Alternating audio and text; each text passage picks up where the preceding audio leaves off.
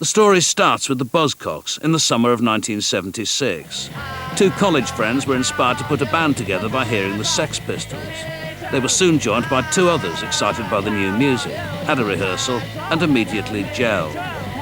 You put four people in a room and it just kind of works, the right four people. I mean, none of us were ashamed about the noise we were making. In fact, I think that's what set us apart from most other people, is that we had no shame. And for us, the more chaotic and absurd it was, the better. See, the first ever gig we did was, it was about 5 weeks after that first rehearsal that was supporting the Sex Pistols at the Leicester Free Trade Hall in Manchester.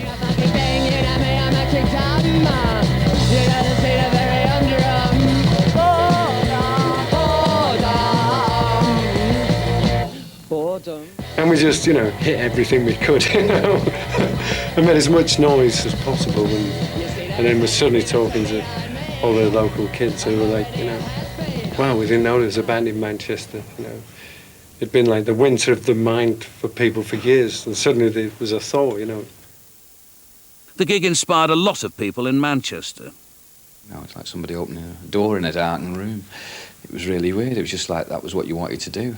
Well, up until punk, you kind of thought to be a pop star you had to be you have some kind of talent that's given to you by a sweep of the hand of God, and then you become this magical guitarist that could play 10,000 notes in 3 seconds. But punk sort of showed us that anyone can do it. And they were doing it. They were doing what you wanted to do, which was tell the world where to go, like that. And it was just like that. I thought, God, yes, that's it. Freedom. The reason why I wanted to play drums was I went to see Buzzcocks. I just thought, well, this is it. This is what I want to do. I want to be on stage with Buzzcocks. Using £1,000 borrowed from friends and family, the Buzzcocks released their own EP, Spiral Scratch. The Buzzcocks faced their first major test when Howard Devoto left to form the band Magazine. Pete Shelley moved to vocals, and his old school friend Garth Davis joined the band. 1, 2, 3, 4.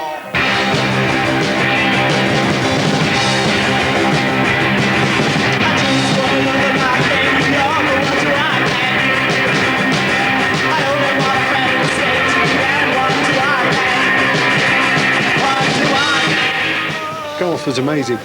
There was something in him that when you pushed a button, he'd explode.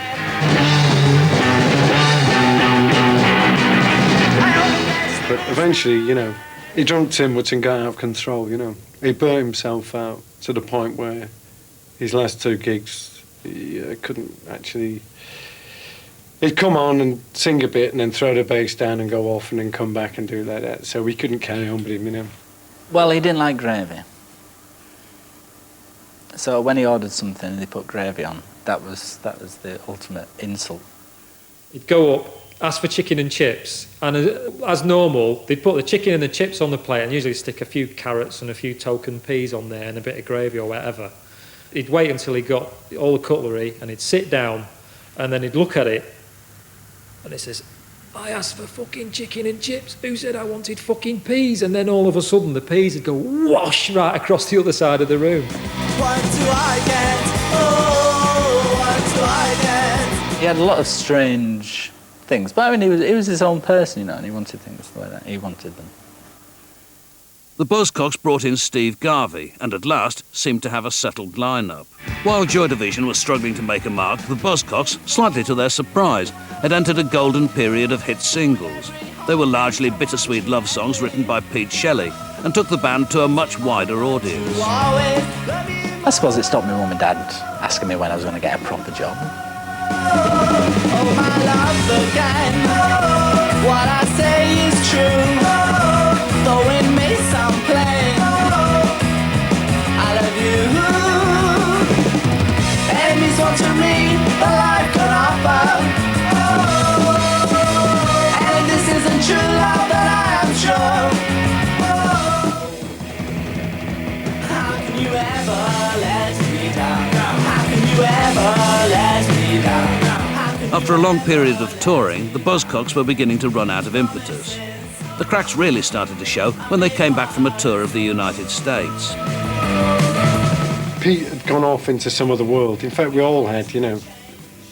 We'd taken on America and it'd taken us in some ways. We'd become more popular than we thought was proper.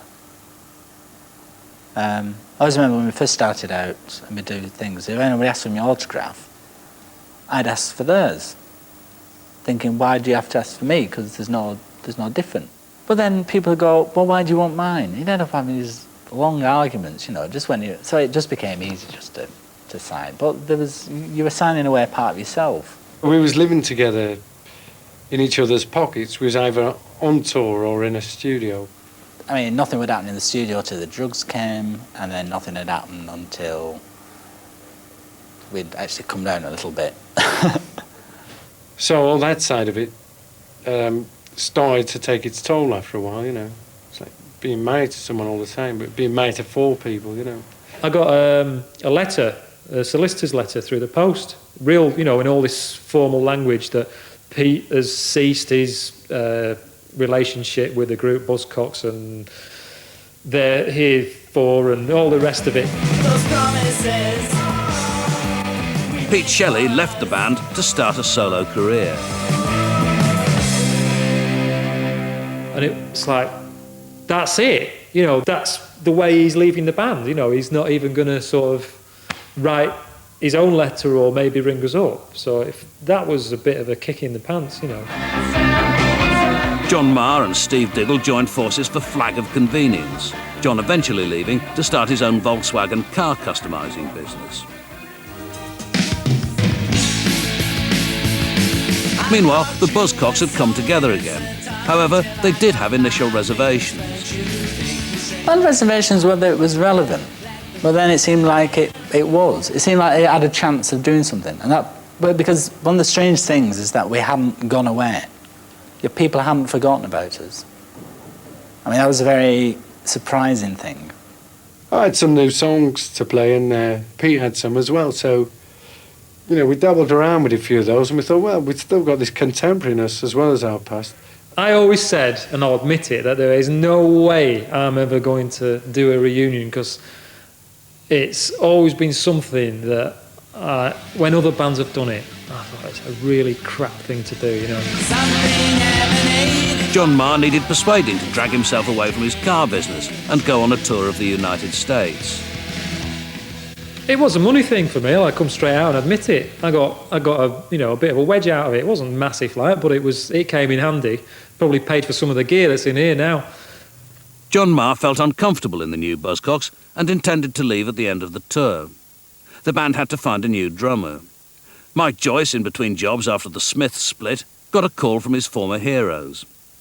So they said, you know, we're going to do a tour and go to New Zealand and Australia and Japan and America and of course I went to said, well, hold on, let me just check the calendar, and just put my hand over the phone and I went, yes, and then said, yeah, I'm free for that, yeah, I might be able to do that. Mike Joyce met the man who had inspired him to be a drummer. It was a real big deal, you know, and it was as though I was speaking to like Cloudy Sheep or something. It was really sad, you know. I was like going like, oh, hi John, yeah. Got some trousers like yours, great, aren't they?